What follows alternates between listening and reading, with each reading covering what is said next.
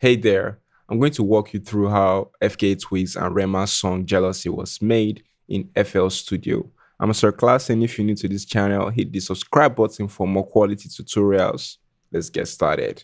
All right, so we're going to listen to the beat, then we're going to take it apart. Let's listen.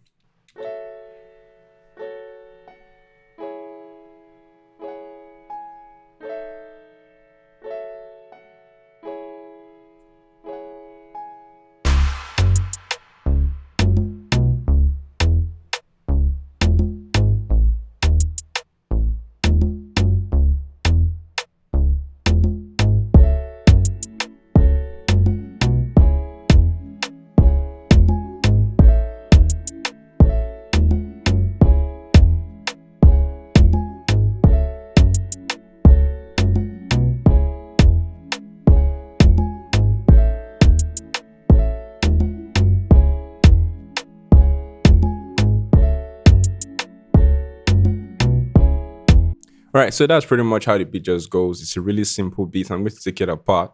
And the most prominent feature of this beat is the keys, the piano playing, right? And for the piano playing, I used Analog Labs V Grand Piano American Classic presets for the piano. And this is how the chords sound. These are the notes that make up the chord progression. So I'm going to play just the notes so you listen to it.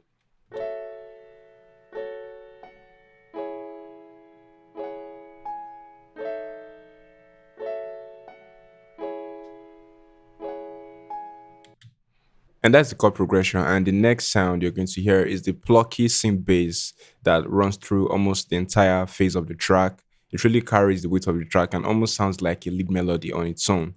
So with that, I used stock plugin in FL Studio, Harmless, and the preset was Blue Sunday SF. That's the preset, the stock presets in Harmless.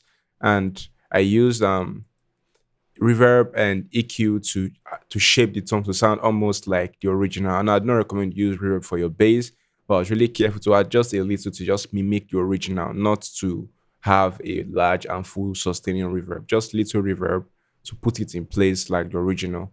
And this is how the bass sounds.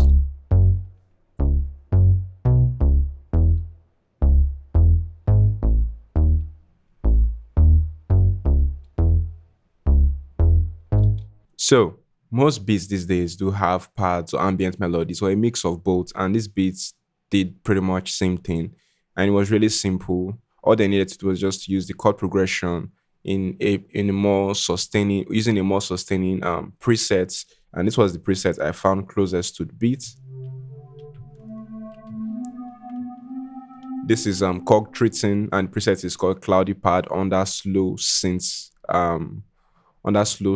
presets. So, and I also added some processing, added EQ to take out some low end and boost the higher mids, and added some extra reverb to make it sound almost like the original as well. And this is how it sounds on its own.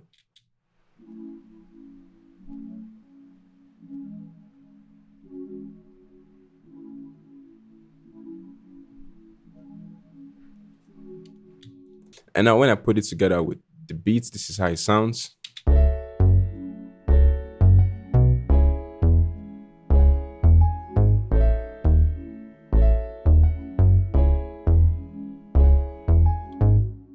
So if you've been struggling with getting pro mixes, making better beats, recording vocals, I do offer one-on-one training. Yes, one-on-one training. And all you have to do is click the link in the description below that says one-on-one training. You fill a very simple form so I can help understand you better and what you need and how I can help you get there. So when you fill this form, I'm going to get back to you as soon as possible and we can get started on your journey to making much better music in no time. Trust me, it doesn't have to be a hustle. Making music doesn't have to be a hustle. You don't have to spend many endless hours on YouTube looking for tutorials.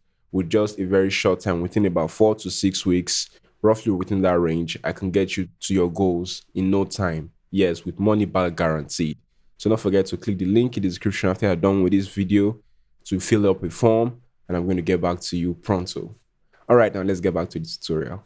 All right, so moving on to the drums. The drums are really simple, and here we used some percussions and rim shots.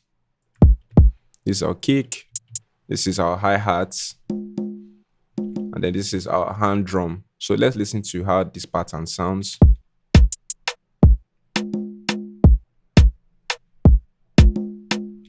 Really simple. There's no swing here. It's just the drum track as it is. It's a really simple drum pattern.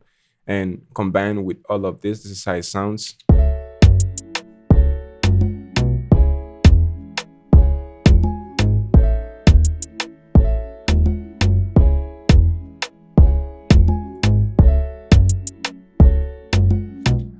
So in the intro, rather in the first hook and in the second verse, the drums did sound a bit different. It sounded like it had a filter running through it. So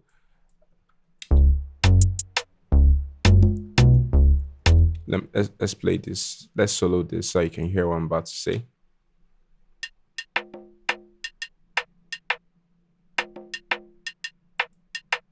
So what I did was I just created duplicates of the original drum tracks, that is of the rim shots, the percussions, right?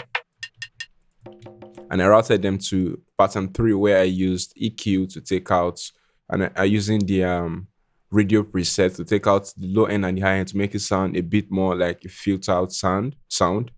And this is how it sounds with the keys now.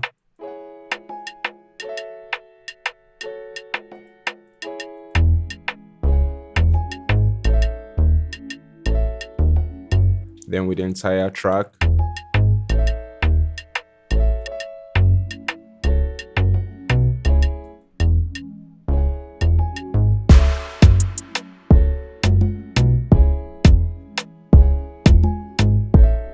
All right. So another part that was also prominent was the transitions that they used was really simple. It was mostly a clap sound. This was what they used most of the way throughout the entire production, a clap sound, and just had it in here. No effects added. No, it's never routed to the mixer. Just plays through, and it comes in every new section. Well, aside from the verse, if every time the hook is about to come in, that's where the clap comes in. You can see where the hook comes in, where the hook comes in, where the hook comes in.